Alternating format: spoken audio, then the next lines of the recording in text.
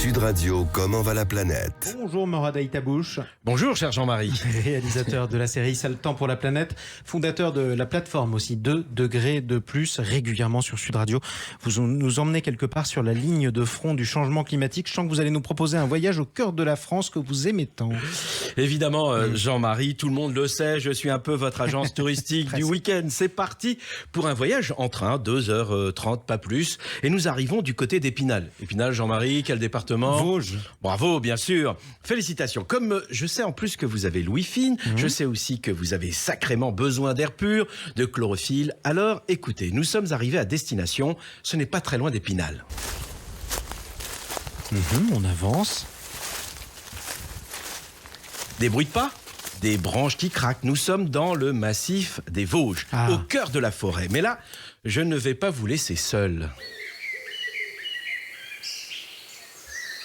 Vous le savez, la production de Sud Radio et de France 5 ne lésine pas sur les moyens et me donne toujours ce qu'il faut pour réaliser cette chronique. Alors, grâce à cette bande-son, nous sommes évidemment ailleurs. Ailleurs, mais accompagnés de ceux qui connaissent le mieux la forêt française, les agents forestiers de l'ONF. Et il faut le dire, l'image de ces hommes des bois est souvent un peu caricaturée. L'image du forestier, d'une manière générale, évolue. Déjà, c'est pas le barbu avec sa chemise à carreaux et sa hache. C'est quelqu'un qui travaille sur le long terme, qui s'adapte à la technologie.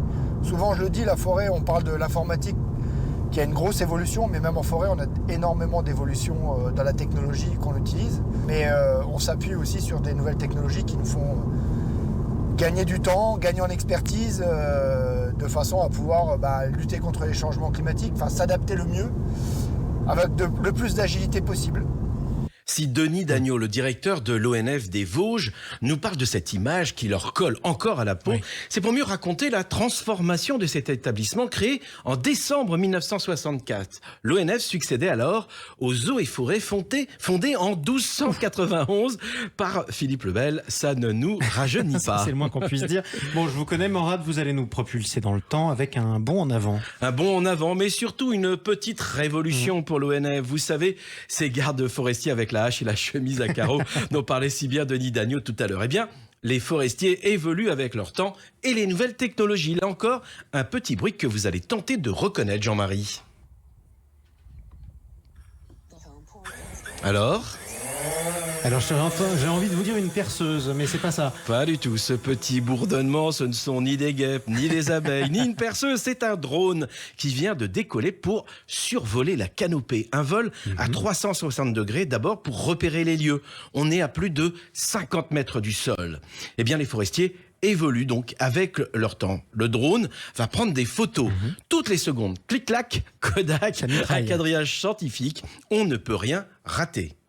Il montre que par la canopée, la vérité elle est au-dessus, elle n'est pas en dessous. Quand on est sous les arbres, on a une certaine vérité.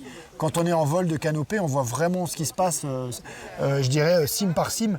On arrive à voir l'état de dépérissement de chaque arbre. Avant, les forestiers devaient repérer les arbres malades depuis le sol et imaginer la difficulté. Il faut marcher ici. En même temps, c'est dans un beau cadre. Exactement, marcher encore et pénétrer dans la forêt et regarder en levant la tête. Mais même un agent aguerri a du mal à identifier les arbres qui agonisent. Pire, il faut un temps fou. Pour une surface de 6 hectares survolée par un drone en 6 minutes, il faut une demi-journée à 4 personnes pour parcourir la même distance. Ce n'est pas une évolution, mais bien une révolution. Aujourd'hui, malheureusement, le drone et les images aériennes montrent que la forêt française n'est pas au mieux de sa forme. La chaleur les fait souffrir. Canicule, sécheresse à répétition, pas bon pour nos forêts qui dépérissent. Voilà, un bois comme ça, on voit bien qu'il y a des décollements d'écorce. Là, il y a des traces brunes, là où on en voit. Voilà, c'est un bois qui est en train de dépérir. Bon, là-haut, on a un champignon aussi. L'épicéa, Jean-Marie, risque bien de disparaître. D'autres essences, comme le sapin ou le hêtre, sont bien impactées. Mais l'ONF veille et essaye d'imaginer la forêt de demain avec de nouvelles essences plus méditerranéennes qui résisteront mieux aux fortes chaleurs. Hêtre, ou pas être? Ouais. Voilà la question, mon cher Jean-Marie. La forêt de demain se prépare et aujourd'hui, elle sera une mosaïque d'essences très variées.